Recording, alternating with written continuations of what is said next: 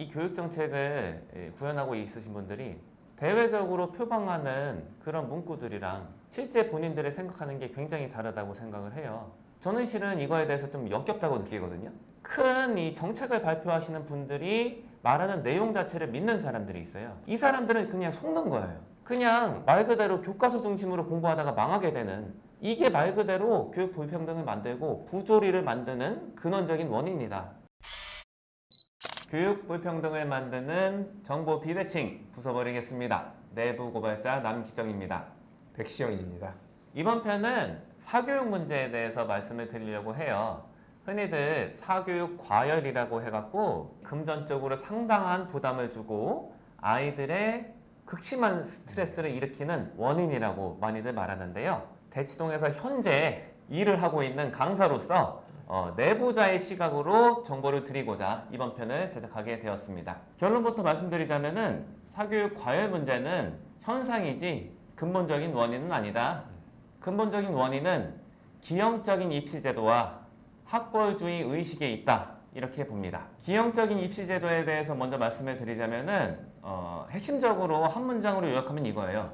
배우지 않은 것이 시험에 나온다 하는 것이 가장 근원적인 문제입니다. 여기서 이제 배우지 않는 게 나온다는 말씀은 학생들이 접근할 수 있도록 도움을 주지 않은 문제가 이제 나온다는 말씀도 포함되고 있습니다. 그래서 하나씩 짚어보면은 일단 수능 시험을 먼저 말씀을 드리겠습니다. 수능의 출제 기조는 대외적으로 발표하는 것은 고등학교까지 정상적으로 교육을 수료한 사람들은 다 무리 없이 대응할 수 있는 문제로 낸다, 이렇게 발표를 하고 있지만 실제로는 전혀 그렇지가 않습니다. 수능 지문의 원전을 살펴보면은 영어의 경우에는 대학 교수들이 쓴 논문들이 굉장히 많고요. 대학교 서적, 대학교 교재로 쓰고 있는 그런 교재들도 상당히 많습니다. 이런 것이 어떻게 대한민국의 공교육을 정상적으로 수료한 학생들이 대응할 수 있는 문제입니까? 이게 전혀 사실이 아닙니다. 내신으로 말씀을 드리자면은 학군지나 이런 학교들의 내신 시험은 수능보다 훨씬 더 어렵습니다. 그렇기 때문에 더더욱 대응이 안 됩니다. 저의 의견은 이분들이 말씀하실 때 정상적인 교육을 받고 대응이 가능하다. 근데 여기서 말씀하신 대응 자체는 뭐 열심히 하면 1등급이 나온다, 이런 의미는 저는 아닌 건데 그런 것처럼 말씀을 하신다. 저는 거기에 문제가 있다고 봅니다. 맞습니다. 그리고 수능을 예로 들어 드리자면은 작년 수능의 경우에는 인문계 고등학교 중에서 전교생 중에 단 한 명도 영어 1등급인 학생이 없는 학교들이 수두룩합니다. 이게 어떻게 정상적인 교과 과정을 수료한 학생들이 배울 수 있는 난이도입니까? 전혀 그렇지가 않습니다. 그리고 이번에 고3 학생들이 본 6월 모의평가는 그거보다 1등급 비율이 더 낮습니다. 대부분의 인문계 학교들에서는 아마 거의 1등급 학생이 전교에서 단 한 명도 없을 겁니다. 말이 안 되는 거죠. 근데 발표는 표리부동하게 하고 있는 이런 현실입니다. 내신의 문제를 단편적으로 상징할 수 있는 예를 말씀을 드리겠습니다. 고3이 되면은 시험 범위가 대체로 EBS 연계 교재인 수능 특강 시리즈가 나옵니다. 보통 책 한 권이 상당수의 학교들에는 시험 범위입니다. 수능 특강 영어 이런 식으로 해서. 그런데 그 쪽수가 몇백 쪽이 되기 때문에 학교에서도 다 수업을 할 수가 없습니다. 그리고 수업하는 게 보통 보면은 3분의 1 이하 정도의 페이지에 해당해서만 수업을 하고 나머지는 알아서 보라고 하는데 이게 어떻게 정상적인 교육이라고 볼 수가 있겠습니까? 말이 안 됩니다. 알아서 보고 이해를 해라. 그러면은 이제 어떻게 알아서 보고 이해할 수 있는 방향을 제시하고 아이들이 제대로 할 수 있는지 확인을 하고 부족한 건 도와주고 하면은 괜찮아요. 근데 그렇지 않고 확인도 안 하고 제대로 보고 실제로 읽어봤는지도 확인을 안 하는 상태에서 알아서 해라. 그러면은 이거는 책임의 부족이라고 저는 생각을 해요. 물론 구조적인 문제가 있지만. 또 다른 것은 선행학습금지법이라는 것인데요.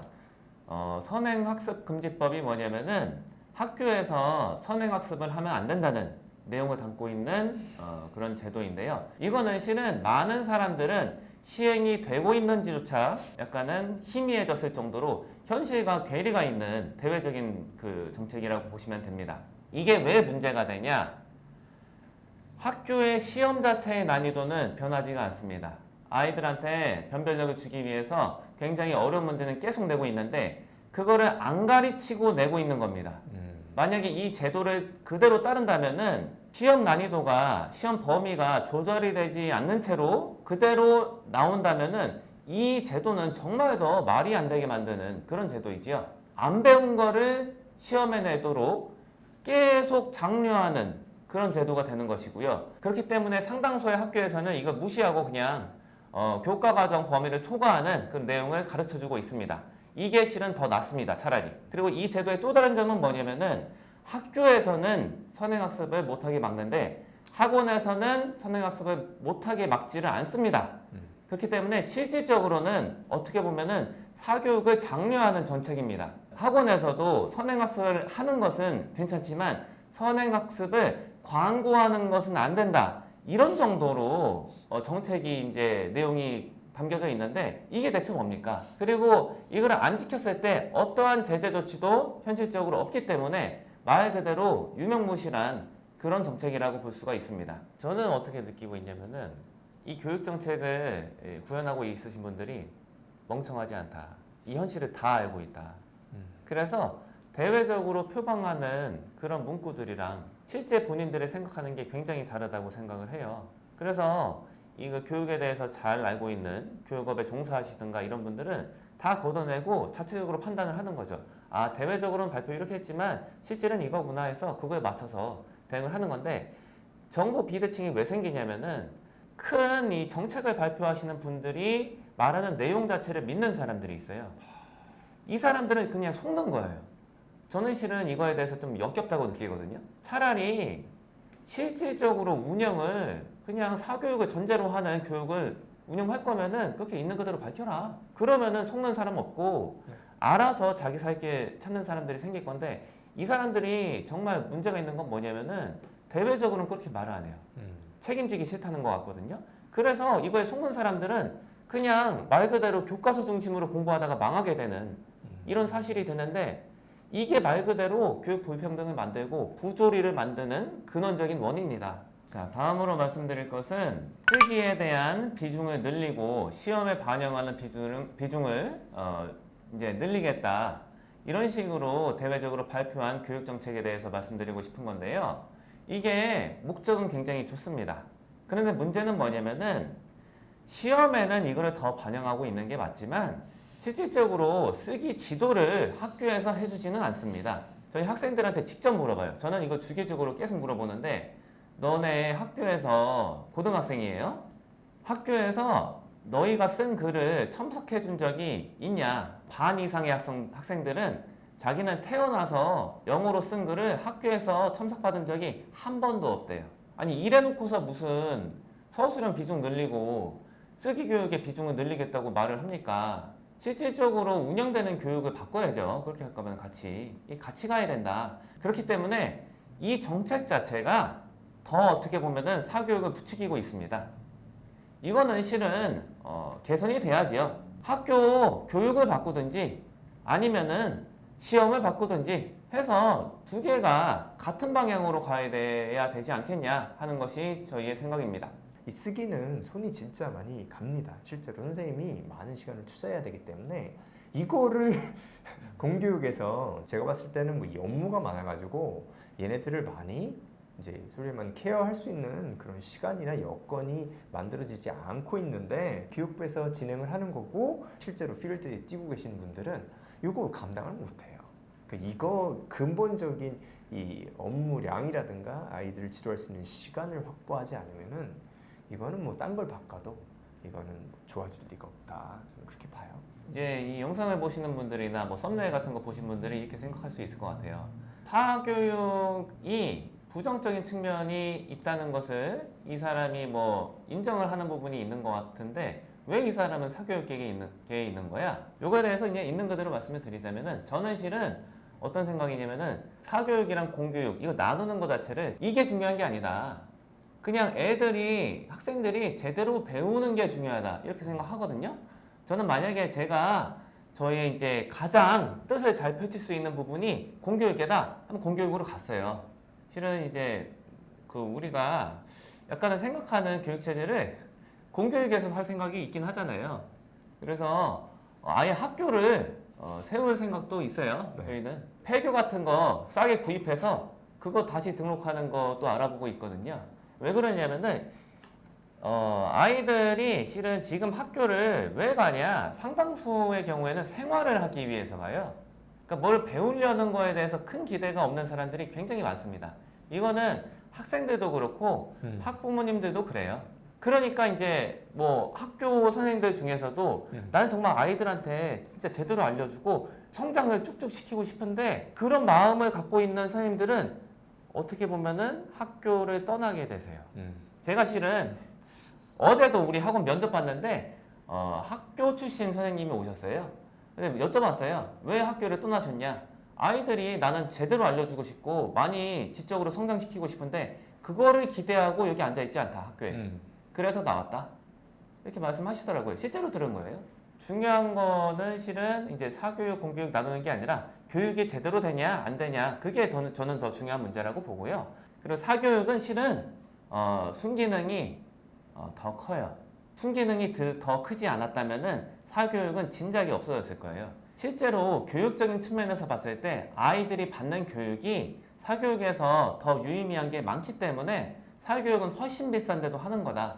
저는 이렇게 이해를 하고 있습니다. 만약에 실은 요거는 약간은 공교육분들이 이제 마음 아플 수가 있는데 공교육에서 아이들이 필요한 교육이 다 이루어진다 하면은 사교육을 공짜로 해준다고 해도 아예 안 올 거예요.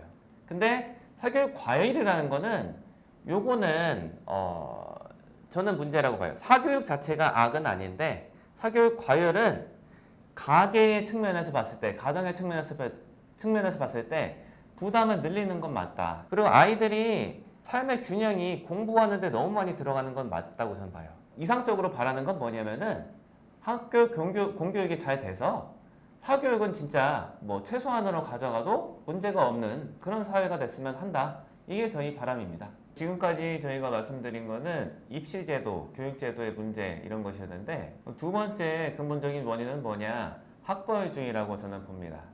이 학벌주의는 실은 굉장히 뿌리 깊게 박혀 있다고 저는 생각해요. 우리나라는 직업을 학벌로 많이 필터링해서 기회를 줘요. 그래서 뭐 단적인 예를 말씀드리자면은 저도 이제 예전에 뭐 교직원, 대학 교직원 이런 거 한 적이 있는데 보면은 교직원 동기들 중에 반 이상이 스카이 출신이에요. 그리고 뭐 흔히 말하는 지방대 출신이 단 한 명도 없었어요.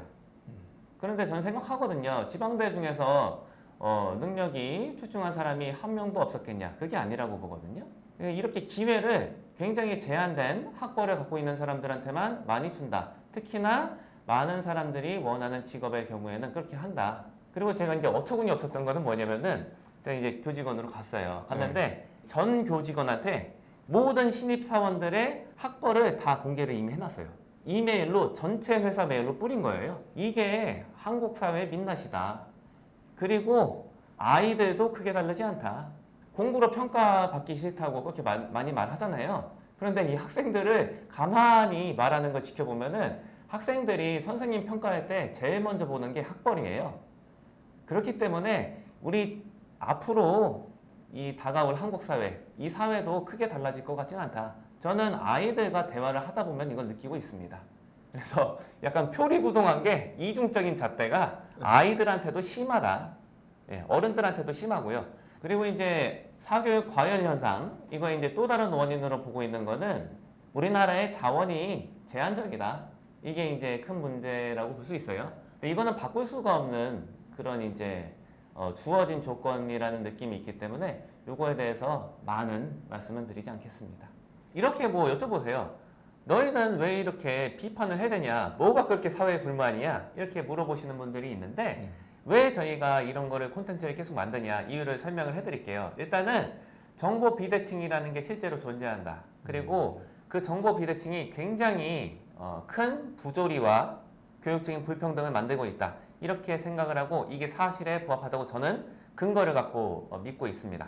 그렇기 때문에 정보를 있는 그대로 공개함으로써 내부에서부터 이거를 개선해 가자라는 취지에서 영상을 제작하고 있는 거고요. 실은 제가 사교육자이기 때문에 사교육에 대해서 비판하는 거는 더 쉬워요. 마음도 편해요. 이게 실은 저희에게 금전적으로는 불이익을 가져올 때가 꽤 있는 것 같은데 괜찮아요. 저희가 한 행동에 대해서 저희가 책임지는 거니까 괜찮은데 저희가 유달리 조심스러운 부분은 뭐냐면은 공교육에 대해서 비판적인 내용으로 말할 때 되게 조심스러워요.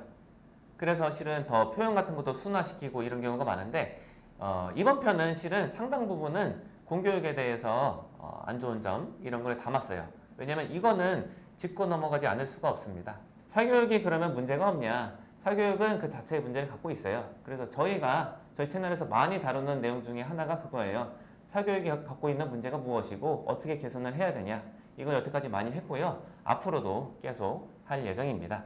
그리고 이제 뭐 개인적으로 말씀드리면은 저는 공교육 선생님들을 되게 능력이 뛰어나시다고 생각하고 있어요. 전에도 뭐 많이 말했는데요. 공교육 전체 선생님들이랑 사교육 전체 선생님들 능력치를 보자면은 저는 평균을 봤을 때에는 공교육이 조금 더 높을 것 같다 이런 생각을 갖고 있어요. 그리고 제가 개인적으로 존경하는 선생님들도 대부분이 공교육계에 계셨던 분이던가요. 그래서 좀 너무 안 좋게 보지는 않으셨으면 하는 바람에서 이런 말씀을 드립니다. 이번 편 이 정도로 할까요? 네. 감사합니다.